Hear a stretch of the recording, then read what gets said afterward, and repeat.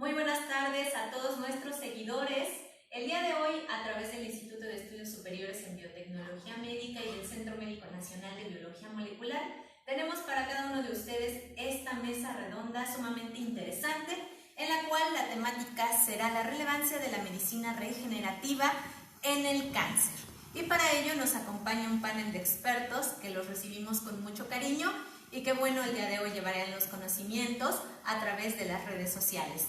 Quiero presentarles en esta tarde al doctor Joel Isaías Osorio García, quien es cirujano con posgrado en la Universidad del Sur de Florida, Estados Unidos, certificado en el área de envejecimiento, speaker también en el área de medicina regenerativa y reprogramación, pionero además en el desarrollo clínico de protocolos médicos para medicina regenerativa en México. Bienvenido, doctor Osorio. Gracias por la invitación. Nos acompaña también el doctor Jorge Luis López Marten, médico especialista en hematología, actualmente adscrito al Hospital General de Zona número 20, La Margarita, y colaborador oncólogo del Centro Médico Nacional de Biología Molecular. Bienvenido. Nos acompaña también el director general del Centro Médico Nacional de Biología Molecular y rector del Instituto de Estudios Superiores en Biotecnología Médica, quien es investigador y pionero también en medicina regenerativa en nuestro país. Doctor José Carlos Jiménez Ortega, gracias por acompañarnos. Buenas tardes. Y le damos también la bienvenida a quien es experto en este tema. Nos acompaña quien es médico radiooncólogo, ex jefe del Departamento de Radioterapia del Instituto Mexicano del Seguro Social, aquí en Puebla, muy conocido Hospital de Especialidades San José. Es gobernador de la Asociación Mexicana de Estudios Oncológicos de Puebla. Le damos la bienvenida al doctor Juan Manuel Hernández López. Muchas gracias. Muy buenas tardes. Y sin más preámbulo, vamos a dar inicio con nuestra mesa redonda del día de hoy. Y bueno, vamos a iniciar con la primera pregunta. Para que todas las personas que nos siguen, nos escuchen en este momento, algunos podrán decir, bueno, ¿cómo empieza este asunto? Así es que la primera pregunta va para el experto, que sería el doctor Juan Manuel Hernández, y me gustaría preguntarle, doctor, ¿cómo definimos el cáncer o qué es el cáncer? Muy bien, bueno, todos hablamos de cáncer y nos preocupa la palabra, tan solo de oírla, de cáncer, ¿verdad? Pero pues es conveniente explicar un poco acerca de lo que es el cáncer. El cáncer es una enfermedad prácticamente en donde crecen las células en forma desordenada y en un momento dado, dependiendo del tipo de tumor o la gran mayoría de los tumores, tienden a diseminar a través de las vías, ya sea hematológica, a través de las vías sanguíneas o linfáticas. Entonces, ese es básicamente sería un concepto rápido, es un crecimiento desordenado del tejido en donde va acaparando, va invadiendo a órganos que pueden ser tan sensibles como el cerebro, el pulmón, el hígado, el hueso, dependiendo del tipo de tumor. Entonces, pero sí, básicamente es un crecimiento desordenado que el cuerpo no lo puede controlar, y ahí la importancia de que el médico especialista entre a su tratamiento. Doctor López, ¿existen algunos signos y síntomas que pudiera presentar un paciente que nos llevara a sospechar de que tiene cáncer? Bueno, esta pregunta es muy importante porque hay cánceres que, como hoy sabemos, que si se detectan a tiempo son curables. Entonces, de entrada tenemos que decir que muchos de los cánceres no nos van a producir ni signos ni síntomas hasta que ya están en una etapa ya con avance clínico. Entonces es bien importante apegarnos a la prevención. Por ejemplo, en México uno de los cánceres más comunes en mujeres es mama, ¿no? Entonces tenemos que estar bien pegados con los pacientes deben estar bien informados de asistir regularmente con el médico, ya sea el médico familiar, el médico general, el médico ginecólogo, el médico oncólogo, en cuanto tengamos algún síntoma, pero también nuestras revisiones rutinarias, ¿no? Las mujeres deben de hacerse su autoexploración, su mastografía después de cierta edad, vaya ir siguiendo las guías para tratar de prevenir el cáncer, ¿no? Si se detecta a tiempo, algunos cánceres son curables. Ya de acuerdo al tipo de cáncer, algunos cánceres pues dan los síntomas de acuerdo al lugar anatómico en el que se encuentren. Si es un tumor sólido, bueno, nos puede dar obstrucción, si está a nivel de tubo digestivo, nos puede dar problemas neurológicos, si ya tenemos un cáncer a nivel de sistema nervioso central, nos puede dar síntomas, vamos a decir, generales o no específicos, Por ejemplo, lo más común es la baja de peso, la pérdida de peso no intencionada, la fiebre, la anemia, que se puede traducir en cansancio, falta de concentración, mucho sueño. No quiere decir que si ya estamos con cansancio, con mucho sueño, palidez o falta de concentración vamos a tener un cáncer, pero son síntomas muy inespecíficos. Entonces, de entrada es bien importante puntualizar o enfatizar que hay cánceres que si se detectan a tiempo son curables. Entonces, por ejemplo, mama, la mujer debe estar bien pegada a las campañas de prevención, próstata, los hombres después de cierta edad tenemos que acudir regularmente con el urólogo. Evitar algunos factores que hoy se sabe causan cáncer, ¿no? Evita fumar, no esperes a que tengas algún signo, algún síntoma de cáncer si toda la vida has fumado, ¿no? Entonces esto es bien importante. Sí, hay signos y síntomas de acuerdo al cáncer, cada cáncer en particular. Por ejemplo, las leucemias son agudas. Una leucemia aguda tiene una expresión muy rápida. Esta sí sale un poco fuera del panorama, porque esta sí podemos estar días antes, una semana antes, 15 días antes, un mes antes bien sin síntomas, y la leucemia sí tiene la capacidad de desarrollarse en muy poco tiempo, ¿no? Entonces podemos presentar signos como fiebre, palidez, moretones fáciles, hemorragias, las famosas adenomegalias, que son las bolitas en las cadenas ganglionares. Esto llevárselo como importante porque es uno de los cánceres más frecuentes en niños, es la leucemia. Entonces sí llevar anotado que los niños que no juegan, niño que no juega, que tiene fiebres continuas, que fácilmente se le hacen moretones, que duerme mucho, bueno, ahí sí son datos de alarma que debemos de tomar en cuenta, no echarlos en saco roto, que pudiera este niño estar presentando algún cáncer, específicamente la leucemia, ¿no? ¿Qué es lo que deberíamos de hacer? Bueno, pues acudir con tu médico, ¿no? No automedicarte, no seguir los consejos de la vecina, de la tía, de la abuelita, sino realmente tomar las riendas del padecimiento, sobre todo los niños, y no dejar no tomar a la ligera signos tan ominosos como es la fiebre que no se quita, la palidez, los moretones o las adenomegalias, las bolitas en el cuerpo, ¿no? Eso es bien importante. Doctor, mencionaba usted la palabra tumor sólido. Para los que nos están escuchando que no son médicos, ¿qué es eso de un tumor sólido? Es una bola, ¿no? Vaya, o sea, el tumor sólido pues, es una bola, algo que podemos tocar, algo que se ve en una imagen, ¿no? Yo lo distingo un poco del tumor sólido de algo no sólido, porque veo leucemias, ¿no? La leucemia es un cáncer del tejido hematopoyético. La sangre es un tejido, solo que está líquido. Entonces, nosotros dividimos tumor sólido, por ejemplo, la leucemia, ¿no? Pero bueno, tumor sólido es una masa, coloquialmente una bola, ¿no? Lo que es bien importante es que para que nosotros sintamos una bola, por ejemplo, en la mama, pues tiene que tener cierto tamaño, ¿no? Entonces a veces la mujer lo puede sentir, pero si no se ha hecho mastografías, tiene más de 40, 50 años, si no hay 2 revisiones continuas, bueno, ahí sí podemos estar metidos en un problema, porque entonces el cáncer puede estar ya en una etapa avanzada, ¿no? Entonces llevarse de esta charla, que es bien importante, que hay cánceres que hace la diferencia en que se detecte a tiempo, ¿no? Por eso siempre estar pegado a los expertos, ¿no? Tu ginecólogo, el médico general, vaya, ya hay guías para ir siguiendo a los pacientes, ¿no? De acuerdo a la edad es lo que tenemos que irnos realizando, ¿no? Eso es bien importante. Para los pacientes que nos están escuchando, recuerden que esto es informativo, no podemos asociar los cuadros clínicos que a veces nos comentan o los síntomas y de pronto decir ya como cáncer, ¿verdad? No, lo importante es acudir con el médico. O sea, exacto. Si yo tengo alguna duda, tengo algún síntoma, acude con el médico. Si yo estoy haciendo, tengo heces con sangre, bueno, acude con tu médico. Puede ser un hemorroide o puede ser algo más, ¿no? Entonces, acude con tu médico, no lo dejes pasar. Muchas gracias, doctor Juan Manuel. De todo el cáncer como tal que existe aquí en México, ¿cuál es el que más se presenta como siendo el de mayor frecuencia? Bueno, básicamente, de hecho hay campañas no solamente nacionales sino mundiales, porque es un problema mundial.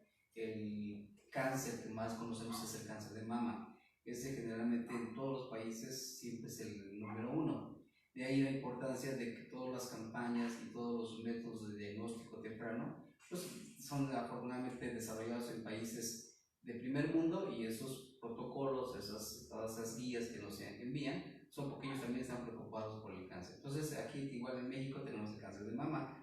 Hace algunos años, hace 10, 15 años, todavía el cáncer cervicuterino era más importante, era más frecuente el cáncer de mama. Sin embargo, pues esta tendencia en cuanto al diagnóstico a través del Papá Nicolau o colposcopía ha podido controlar y disminuir la incidencia de cáncer cervicuterino, y de tal manera que pues ahora desde hace unos 10-15 años el cáncer de mama es el más frecuente tanto aquí en México como a nivel mundial.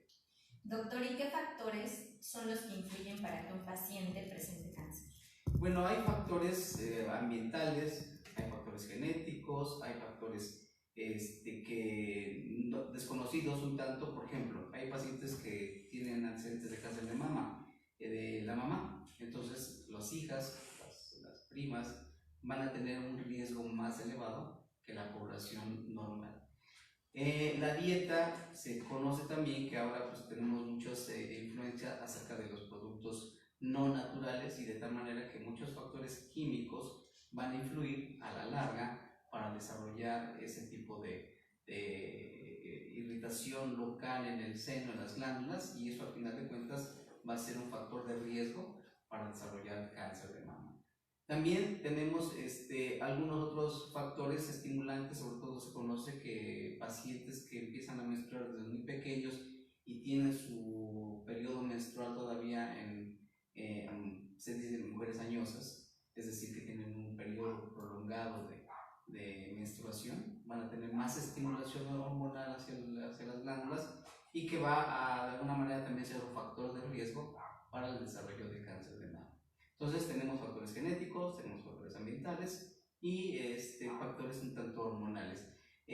Hace también algunos años se ha visto que la mujer de pronto pues ya tiene más tendencia a fumar, ¿verdad? A tomar alcohol, esa famosa liberación femenina, pues que también a veces es contraproducente para la salud. Muchas gracias. Doctor José Carlos Jiménez, ¿qué relación hay con todo esto de los radicales libres, que se escucha mucho, y el cáncer? Pues mire, realmente hablar de cáncer es hablar de toda una serie de eventos que preceden a la aparición de un tumor.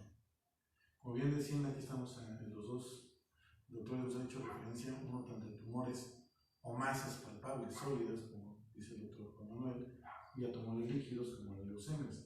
Sin embargo, los mecanismos que tenemos, fisiopatológicos o biopatológicos, que es más profundo aún, hablan de muchas características, desde genéticas, moleculares, que son muy importantes de tomar en cuenta, ¿no?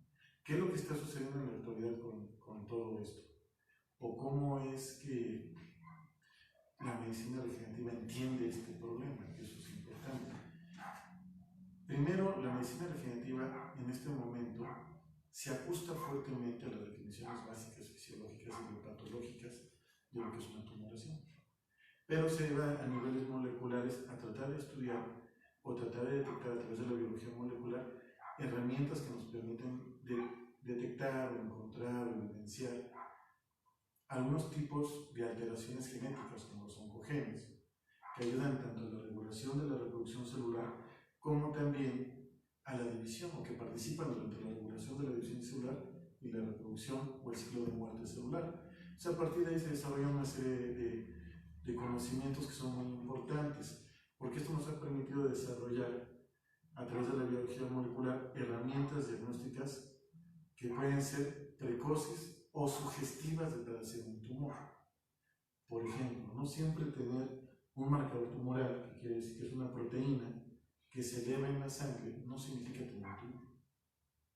Entonces, en ocasiones, médicamente, tomamos estos marcadores como si fuera un diagnóstico. El tumor, la única manera de diagnosticarlo es a través de la visualización y de demostrar la presencia de la tumoración, independientemente si es sólida o líquida. Para eso existen los estudios de biopatología. Y en la actualidad contamos cada vez con más herramientas, incluso herramientas que nos permiten a nosotros conocer una situación que es extremadamente nueva, que es la quimiosensibilidad, y detectar enfermedad mínima residual en los pacientes que padecen ese tipo de patologías.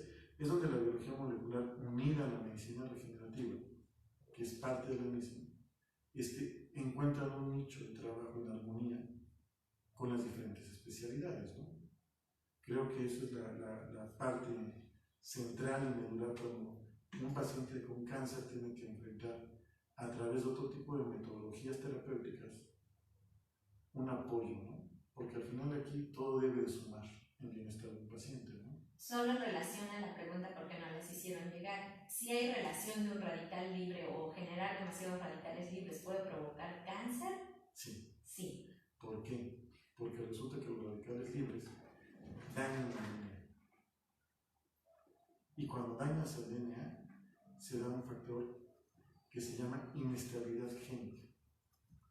Y entonces cuando las células se reproducen o se dividen mediante el paso de la información del DNA de una célula senescente a una nueva, se puede producir una mutación. Y esta mutación puede activar un oncogen o alterar uno de esos genes que yo comentaba al principio, que ayudan tanto a la división celular como al control de la muerte celular.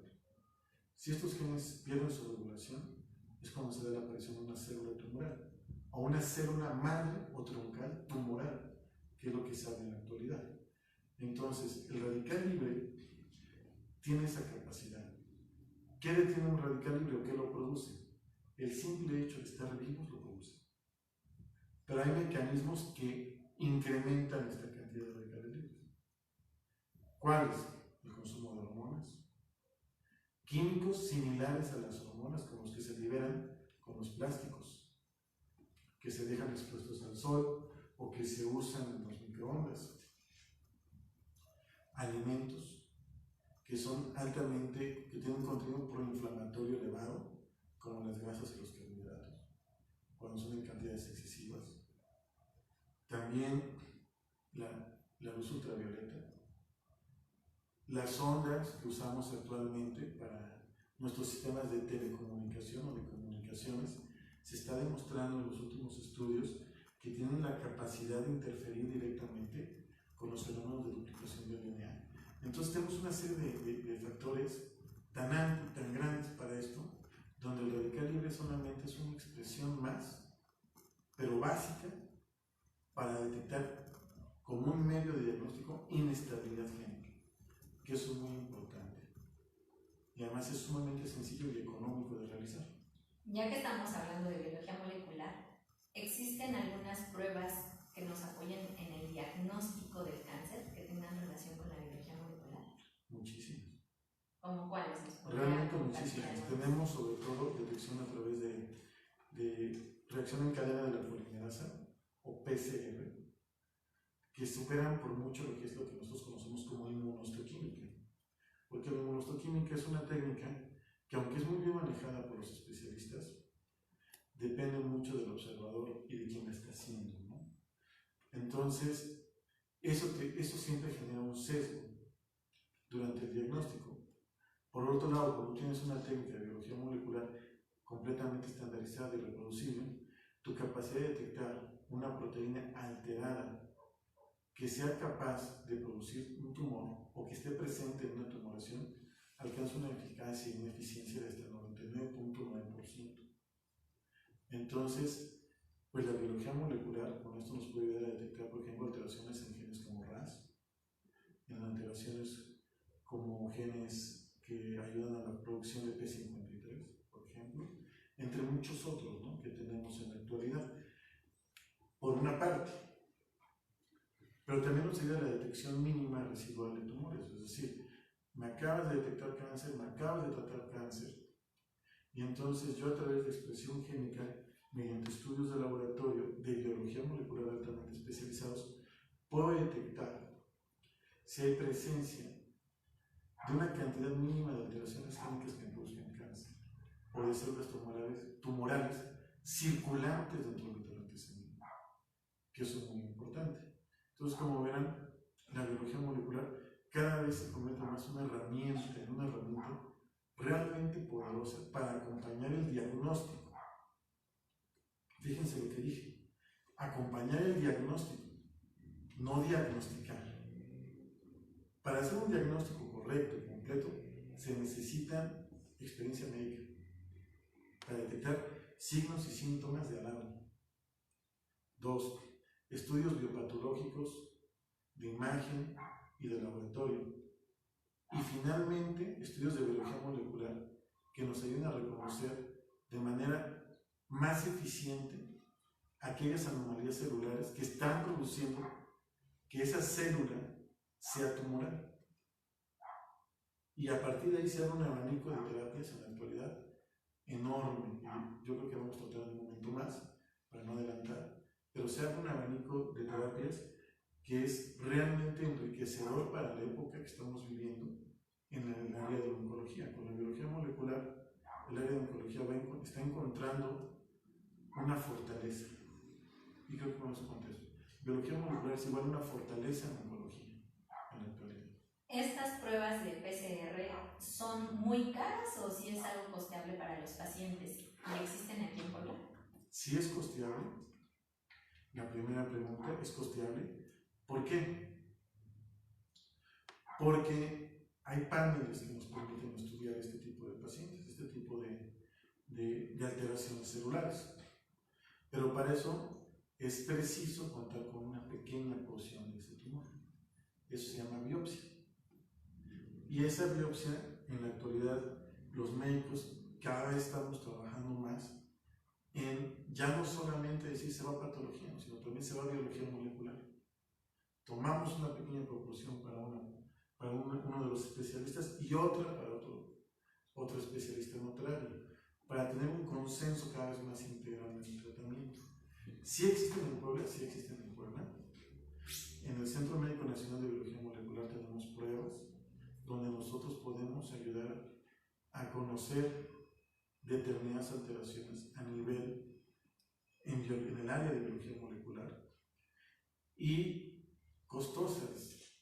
Yo aquí, como costoso, me pondría a pensar en qué es costoso. ¿Qué es más costoso? ¿No tratarte durante 6 meses o tener un diagnóstico oportuno? Claro.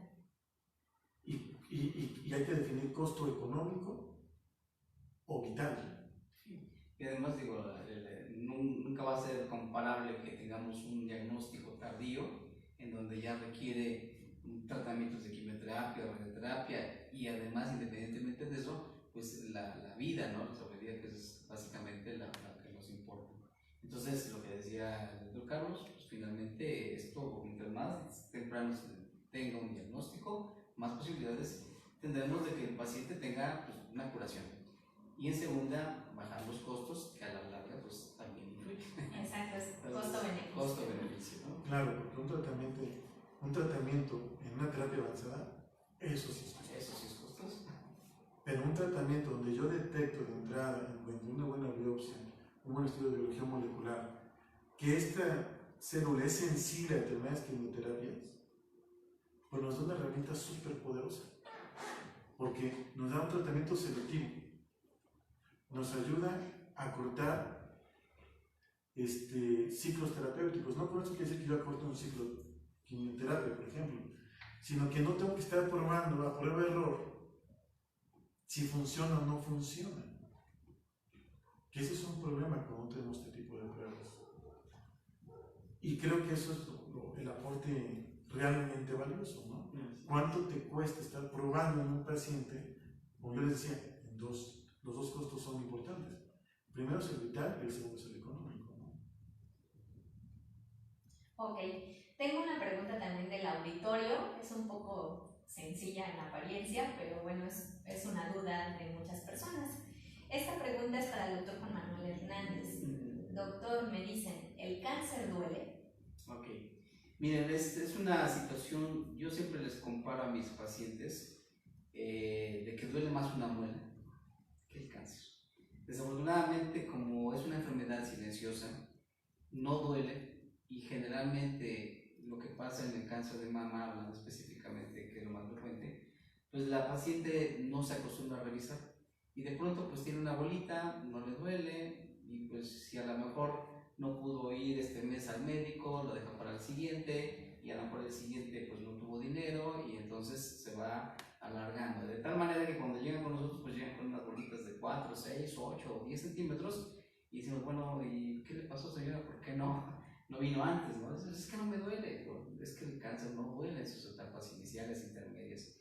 El cáncer ya duele cuando afecta el hueso, cuando afecta ya el cerebro o ya tiene alguna lesión que haya crecido de más. Y entonces pues ahora sí ya corren con el médico para ver qué les hacemos, y de pronto pues el tratamiento, aunque se lo apliquemos ese mismo día, a veces no va a variar en cuanto a la sobrevida, en cuanto a la curación.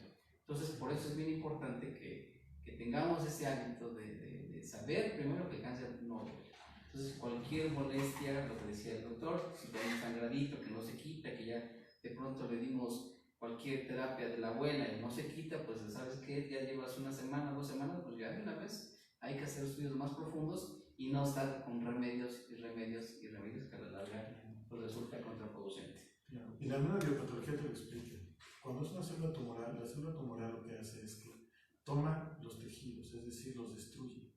Y al destruir las líneas o los tejidos nerviosos, impide la señal de dolor. Entonces, eso es una de las características de los tumores malignos de inicio, por eso es que son tan silenciosos. Mientras que cuando tienes un tumor benigno, que no siempre significa que te duele, es bueno, que quede claro, este tumor al no tomar las células nerviosas, no las destruye, entonces las desplaza y las comprime generando dolor de manera habitual. Y recalco, de manera habitual, porque puede doler siendo maligno, que no es lo más frecuente, pero puede pasar. De ahí que sea tan silencioso, de ahí como dice el doctor, ¿cómo me puede llegar una vuelta de 1 centímetro, una de 10 o 4 de 10? Pues porque no me dolía. Y generalmente nosotros relacionamos el dolor con algo malo. Y eso es una equivocación.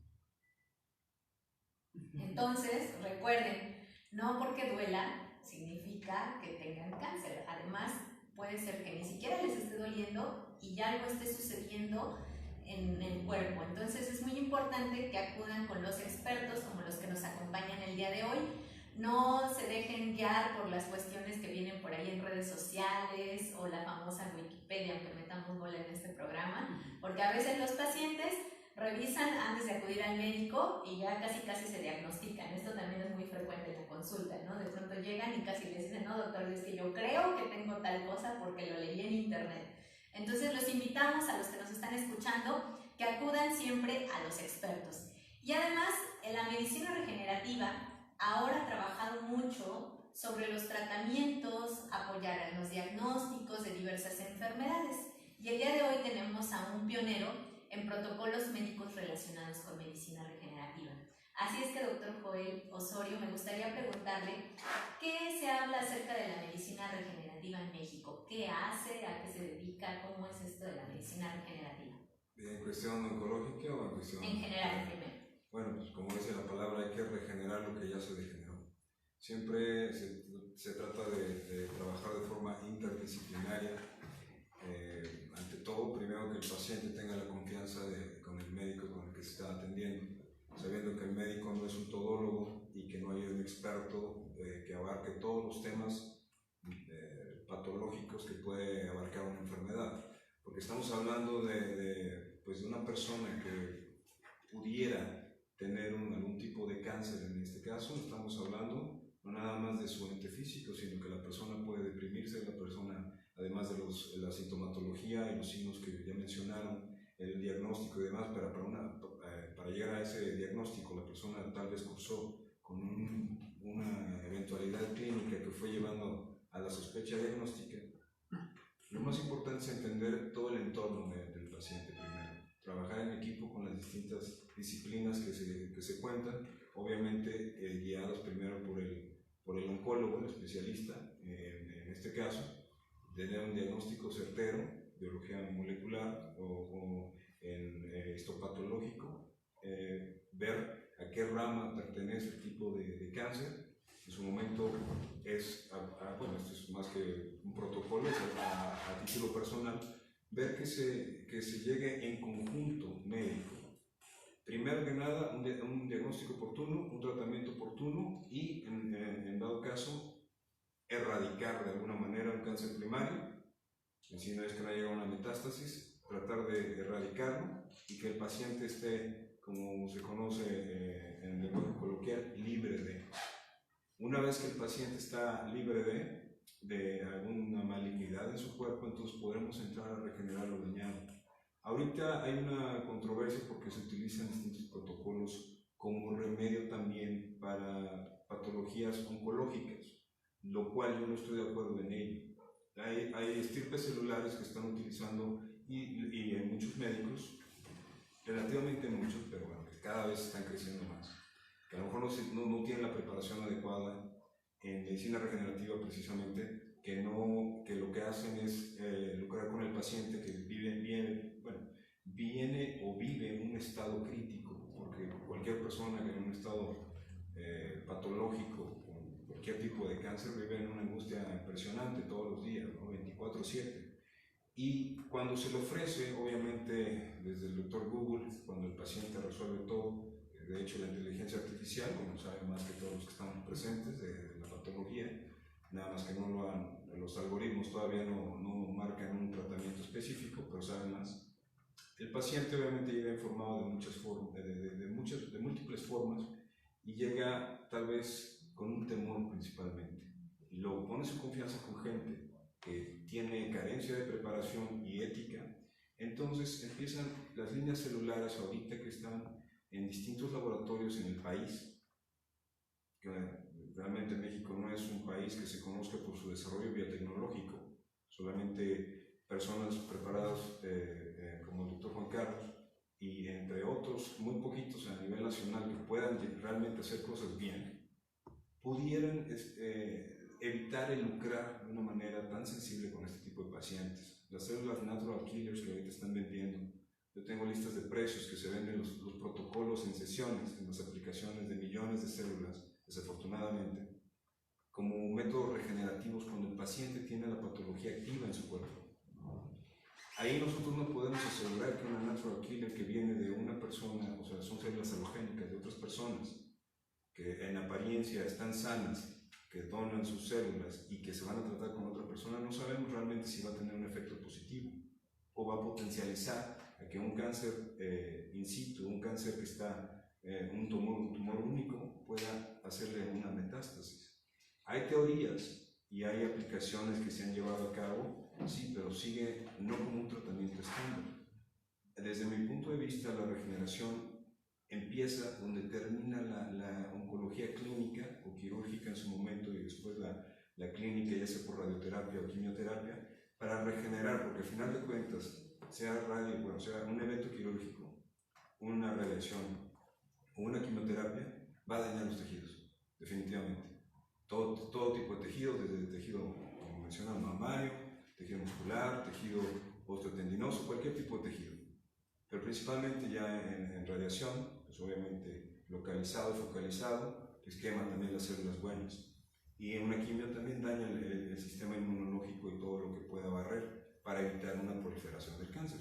Entonces, en nuestra experiencia tenemos pacientes que se le ha dado una sobrevida de algo que ellos tenían una esperanza muy pobre de vida. Principalmente los que tenemos experiencia son pacientes con cáncer de páncreas, que es uno de los más letales y que se consumen pacientes desde 2 meses hasta 6 meses.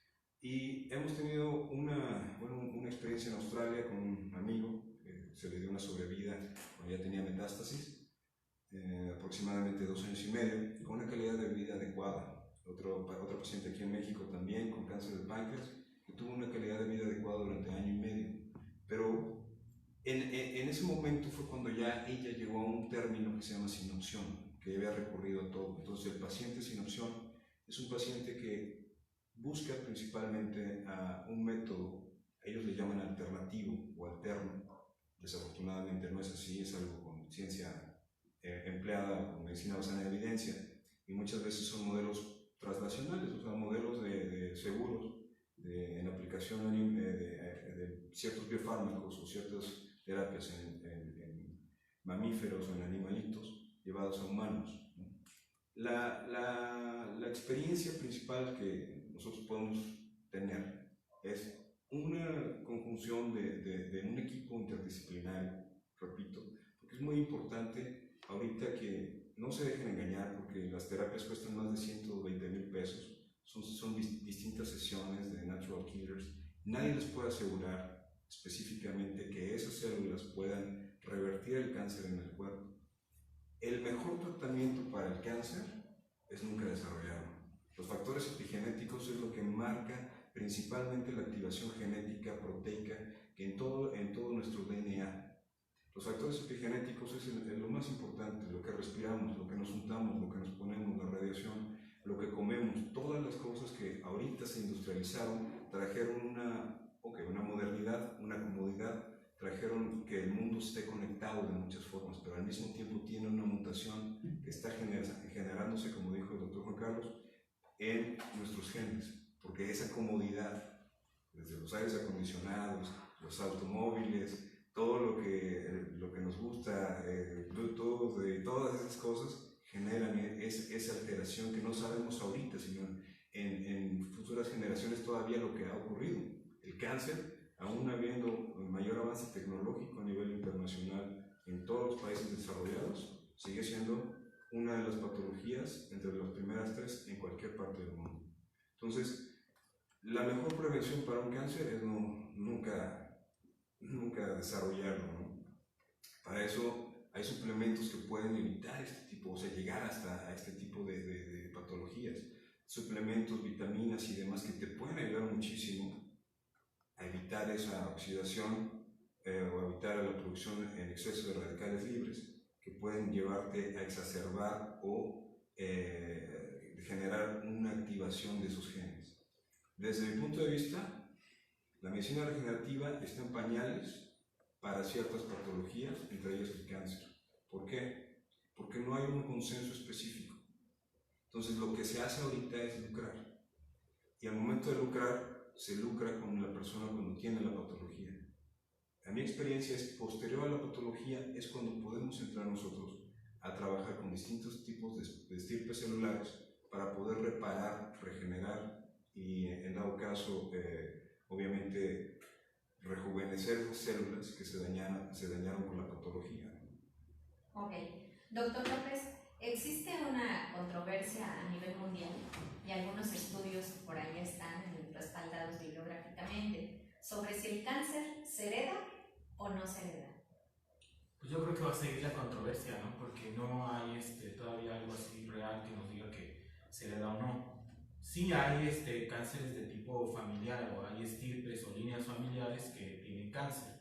Incluso hay algunos datos que nos podrían sugerir que alguna familia está con un problema de que tengan sus genes cáncer, ¿no? O sea, que la familia tenga el mismo tipo de cáncer, el abuelo, el papá, los hijos, los sobrinos, o sea, que sea el mismo tipo de cáncer, podrían sugerir que en una misma familia a muy temprana edad, dígase antes de los 20, 30 años, por ejemplo, un cáncer de colon es de llamar la atención, o que en el mismo paciente existan 2 tipos de cáncer. Eso también nos llama la atención si en su genoma está alguna alteración, sobre todo lo que ha comentado el doctor José Carlos, de los oncogenes, ¿no? O los vigilantes del genoma.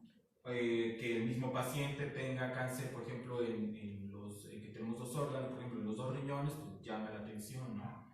Que tenga cáncer sincrónico, por ejemplo, en las 2 mamas, pues también nos llamaría la atención.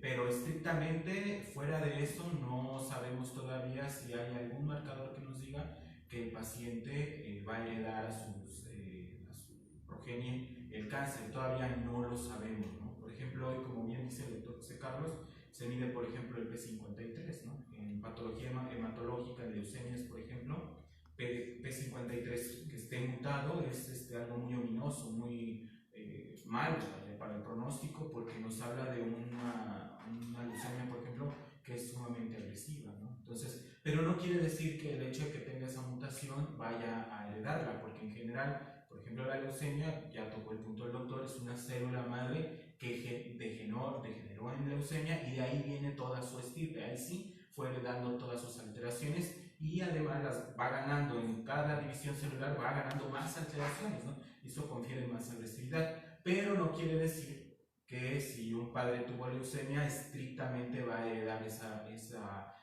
ese riesgo de padecer leucemia a sus hijos, ¿no? Todavía sigue y muy probablemente seguirá la controversia si estamos heredando el cáncer a nuestros hijos, ¿no? O si nuestros hijos heredaron alguna predisposición a padecer cáncer. Todavía no lo sabemos.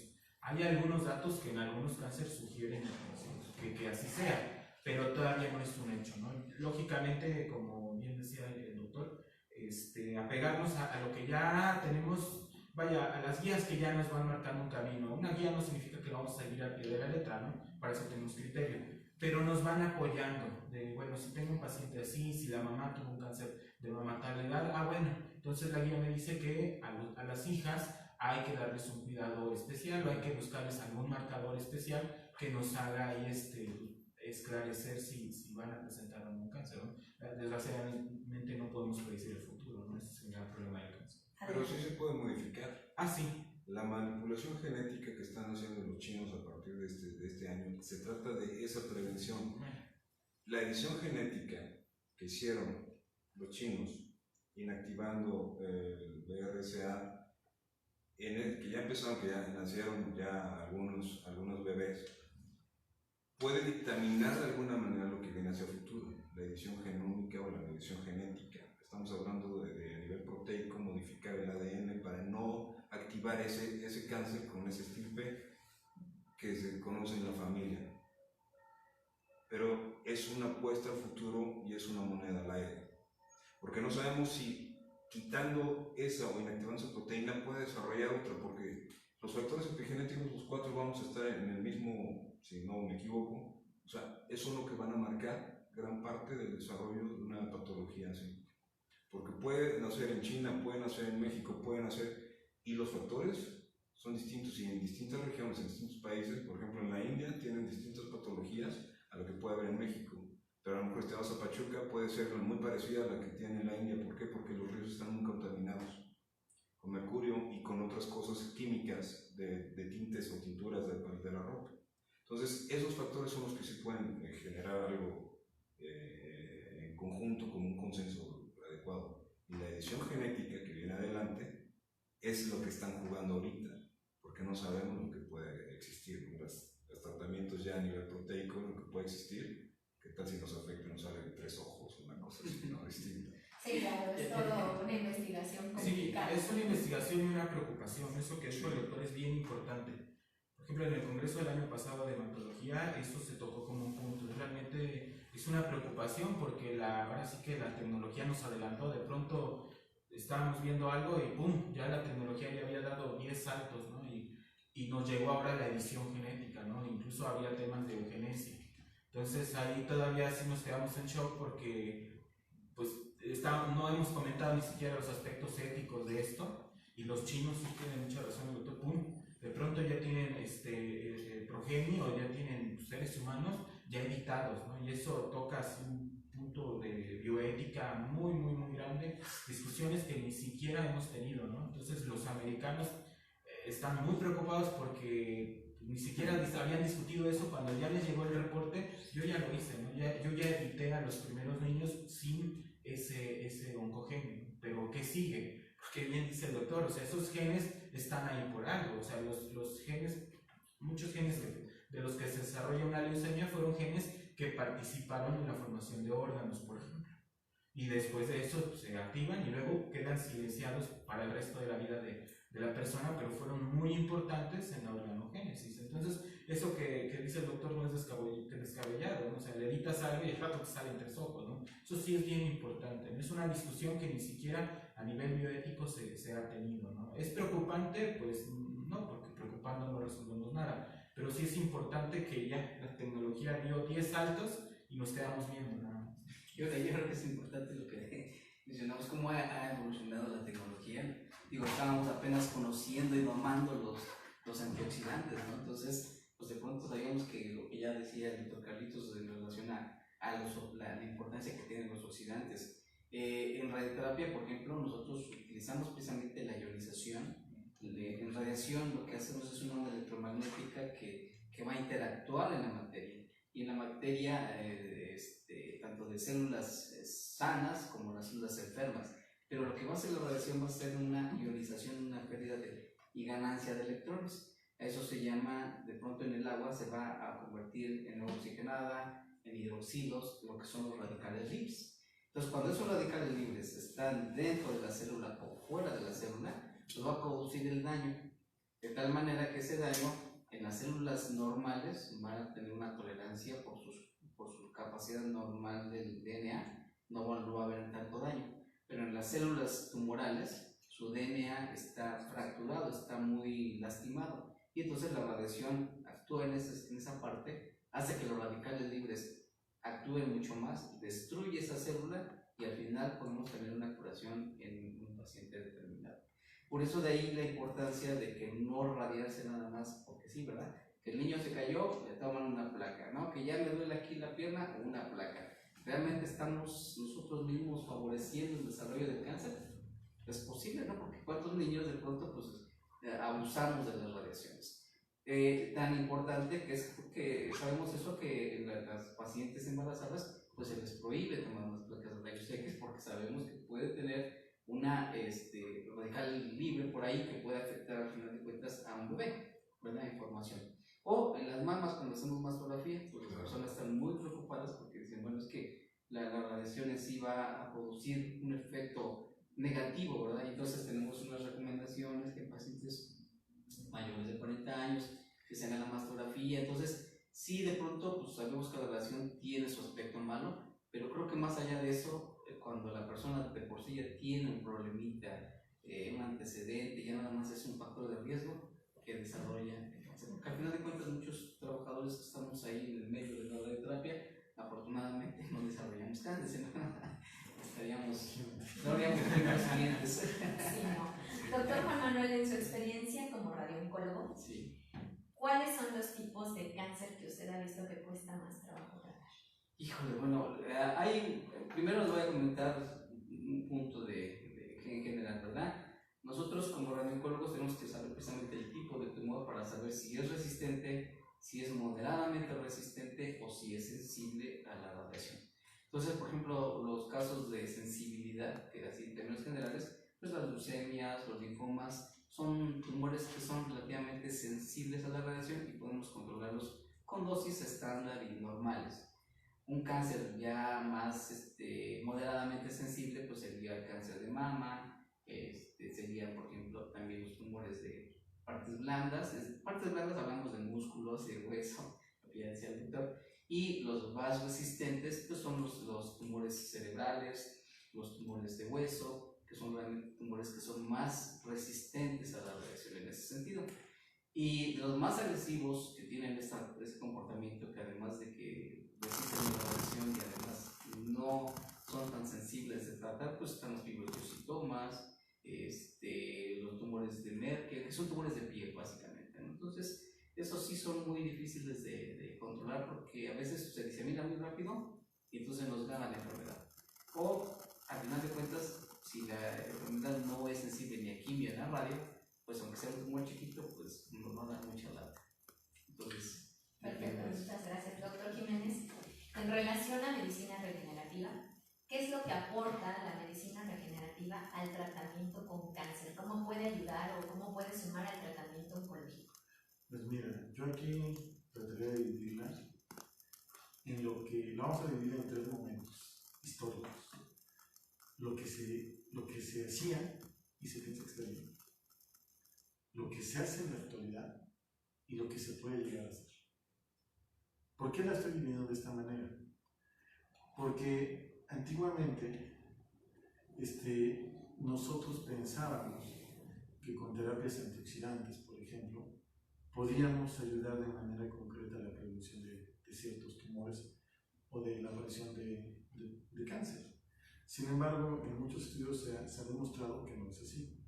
Los antioxidantes también tienen una parte negativa importante porque suprimen muchos de los, cuando están en cantidades inadecuadas y elevadas o anormales en nuestros tejidos, suprimen los mecanismos de reparación del DNA, que son mecanismos naturales que tenemos en las células. Entonces, eso es una práctica del pasado. La otra práctica del pasado también está en que pensábamos que usando terapias que acompañaran al paciente durante un tratamiento de quimioterapia, radioterapia, o en este caso que estamos con hematología biológico, que ya también se ve mucho, pues hacíamos un bien, pero en realidad estamos en ese momento, cuando nosotros acompañamos de manera inadecuada a un tumor, el tratamiento de un tumor, hay que recordar una cosa: la célula tumoral, cuando tú la tratas con quimioterapia, radioterapia, una terapia biológica, la que gusten y manden, hace que la célula tumoral se sujete a un fenómeno que se llama presión positiva. ¿Qué significa eso? Que aquellas células que sobreviven ante la primera quimio y la radioterapia, ante la segunda quimio y la radioterapia, ¿qué creen? Son más resistentes y van pasando información a otras. Y esa presión positiva hace que esa célula tumoral que nosotros estábamos teniendo en un inicio se vuelva más agresiva y se vuelva una experta en evadir los tratamientos convencionales. Por eso digo que es una práctica del pasado en medicina regenerativa, no debe de ser así. Hay que entender cómo se debe intervenir en medicina regenerativa. Luego, en la época actual, hablamos de inmunopotenciación o potenciación inmunológica, como decía el doctor, células natural killer, autovacunas tumorales, pero estamos hablando del presente. Y dentro de esto sí me gustaría tocar un tema que es la farmacología. La farmacología de avanzada, podríamos llamarlo en la actualidad, donde hablamos de terapias como el uso de ciertos medicamentos inhibidores o potencializadores de ciertas proteínas, como el rituximab, que nos pueden ayudar al tratamiento y acompañamiento de enfermedades tumorales, y que nos los venden como una panacea. Pero la realidad está en que ninguno de estos medicamentos biológicos por sí mismos eliminan una célula tumor o un tumor. Porque cuando se acompaña un tumor, te voy a poner un ejemplo: si yo tengo un tumor muy grande en el abdomen, y aunque sea sensible a quimio o radioterapia, va a sufrir necrosis. Y no lo quite. Para eso necesito un cirujano que me apoye. Por eso hablamos de interdisciplinaridad y transdisciplinaridad en este momento. Entonces, cuando tú hablas ya de inmunopotencialización o potenciación inmunológica, lo podemos hacer en la actualidad de dos maneras. Hay dos rutas básicas. Una es la potencialización inmunológica a través de fármacos establecidos, como rituximab y todos estos derivados que vienen nuevos, o a través de sistemas de desarrollo de vacunas antitumorales. La palabra antitumoral me queda un poco, de pronto, fantástica. Digamos, potencializador del sistema inmunológico, donde lo que tú haces es presentar parte de las proteínas o fragmentos de la célula que tu sistema inmunitario es capaz de reconocer para atacar de manera más eficientemente al tumor. ¿Por qué esta teoría? Porque todos nosotros a lo largo de nuestra vida producimos células tumorales, solo que tenemos mecanismos que las eliminan. Y cuando vamos a presentar mutaciones en la duplicación del DNA de nuestras células, tenemos mecanismos también de reparación y también que impiden la inmortalización de una línea celular, es decir, que viva eternamente, de muerte y senescencia celular. Entonces, estos mecanismos son muy importantes para el tratamiento y es a donde actualmente nos tratamos de dirigir, pero tampoco han derivado en un tratamiento 100% efectivo. Por eso es que son coadyuvantes, tanto farmacológicamente como produciendo en un laboratorio de biotecnología, para el tratamiento de una persona con una enfermedad tumoral. Y eso es lo que se está haciendo en el presente. Por eso es que el doctor hacía referencia a que las natural killer de pronto no las venden, no dicen: no, es que te voy a curar con natural killer. Eso nunca va a pasar. Si yo tengo una masa más grande que grosar, si la tengo en peritoneo, me da una peritonitis, me van a acabar operando y ni me van a quitar el tumor ni nada, ¿no? Por muchas situaciones que rodean este tipo de patologías. Son acompañantes. Y también existe otro tipo de terapias en la actualidad que se llaman quimiosensibilizantes. Es decir, a través de la comprensión de la etiopatología, de la enfermedad y de los sistemas de regeneración celular endógenos a una propia, a una célula, nosotros podemos favorecer que un tratamiento como el que dice el doctor, que potencia la producción de peróxido de hidrógeno de radicales hidroxilos durante una radioterapia, sean parcialmente disminuidos con el uso de medicaciones habitualmente utilizadas y autorizadas tanto por COFEPRIS en México como por la FDA en Estados Unidos y en otros lugares del mundo. Y estos medicamentos sí son acompañantes, este tipo de terapias pueden acompañar y eficientizar el tratamiento quimioterapéutico o radiológico o incluso quirúrgico que se esté proponiendo de manera conjunta. ¿Por qué hablo de manera conjunta? Fíjense, nunca dije solo con química lo voy a quitar o solo con radio lo voy a quitar, porque esto es más complejo que eso, si no ya todo el mundo se hubiera curado. Y luego con una visión hacia el futuro viene el diseño genético. Vienen técnicas de RNA, de microRNA también, el doctor es experto en eso, donde se trata de modificar la expresión de una proteína, es decir, de un gen que sea capaz de producir un tumor. Entonces ya se habla de esto, pero tampoco podemos ser tan estrictos, como decía el doctor López, entre que si un gen te va a determinar que padezcas cáncer o no, porque hay genes que nos acompañan a lo largo de nuestra vida. Y si fuera genético, desarrollamos tumores de manera. Y hay tumores que se manifiestan a edades muy adultas, pero que tienen un fondo genético, quizá no tan determinante, no al 100%, porque no hay una regla. ¿Qué lo activó? Todavía estamos en este descubrimiento epigenético y donde el microRNA juega un papel muy importante, ya que ayuda o facilita la producción de una proteína por el mismo gen, de diversas proteínas por un mismo gen. Entonces eso ya se mete en un terreno sumamente complejo. Entonces hablar de diseño, que es lo que se viene en un futuro, y eugenesia, como bien decían, es decir, que era un hombre perfecto, como antiguamente se intentó en Alemania, en la Segunda Guerra Mundial, o se propuso durante ese momento, pues ahora lo estamos viviendo.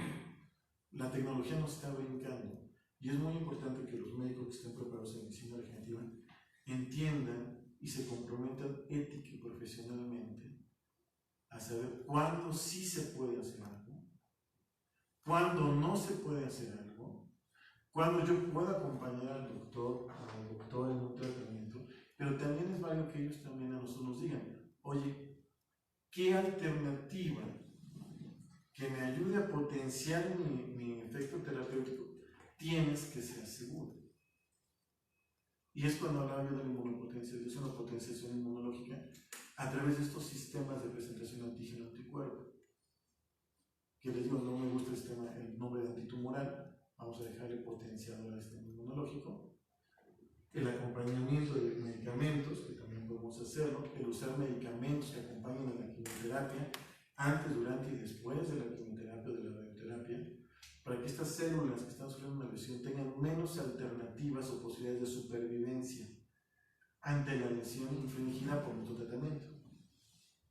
Entonces, eso es lo que hay que hacer, aprender a reconocer qué podemos hacer, qué realmente está documentado, tener un conocimiento profundo sobre lo que es la medicina regenerativa y los mecanismos de adaptación celular, porque realmente la medicina regenerativa habla de eso, de entender de manera muy profunda cuáles son los sistemas de adaptación celular y de regeneración de un tejido para intervenir de manera deliberada sobre un fenómeno.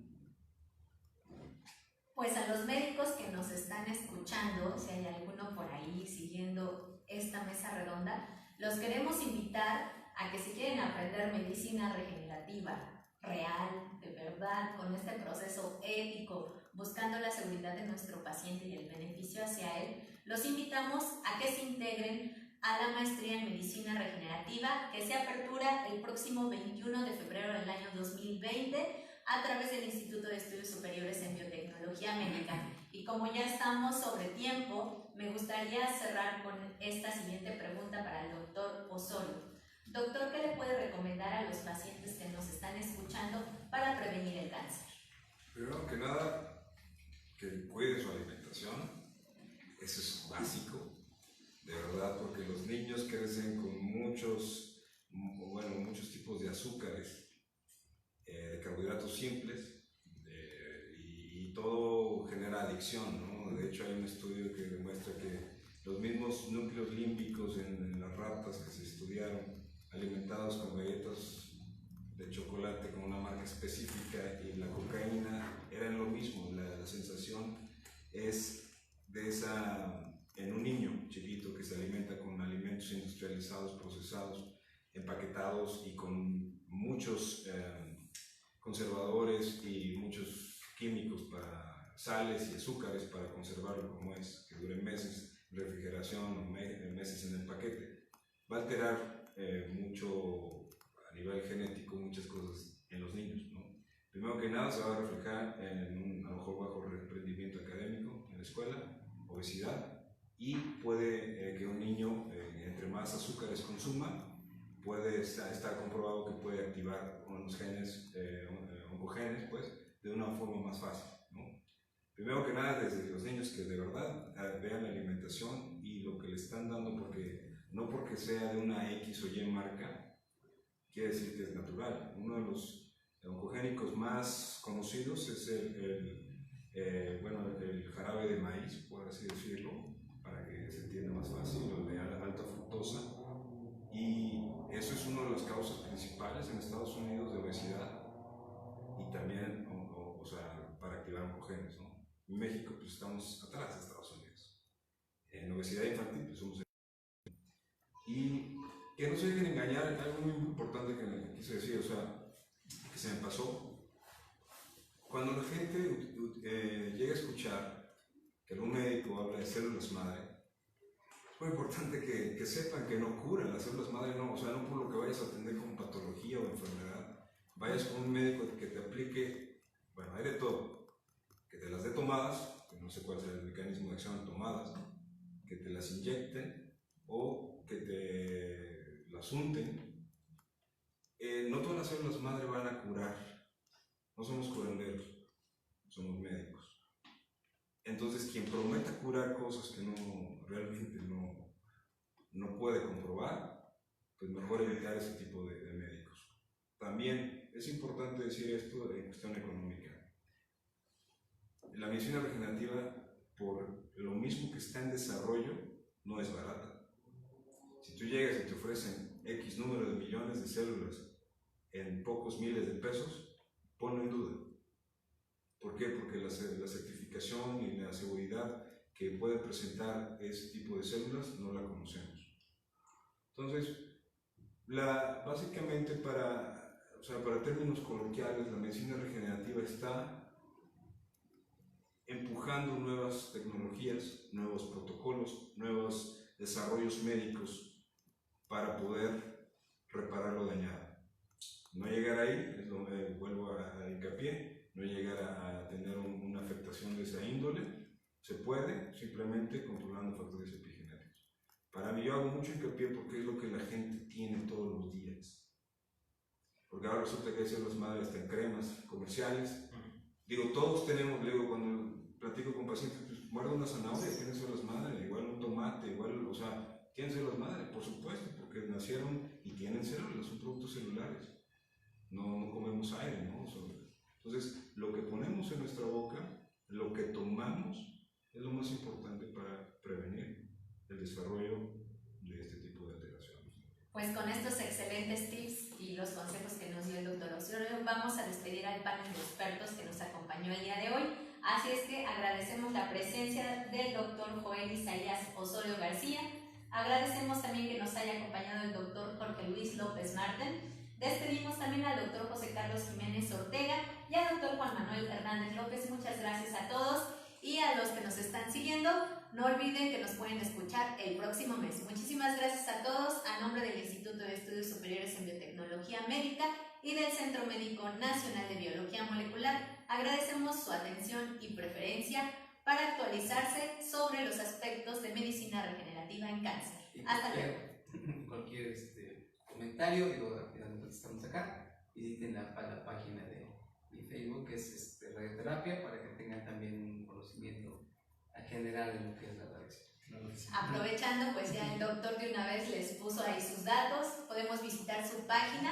De igual forma, lo que requieran del área de hematología, está el doctor también López aquí con nosotros, es colaborador del Centro Médico, y aunque el doctor Osorio está un poco más retirado de la ciudad de Puebla, está a su disponibilidad para los que nos están escuchando al interior de la República Mexicana. Muchas gracias.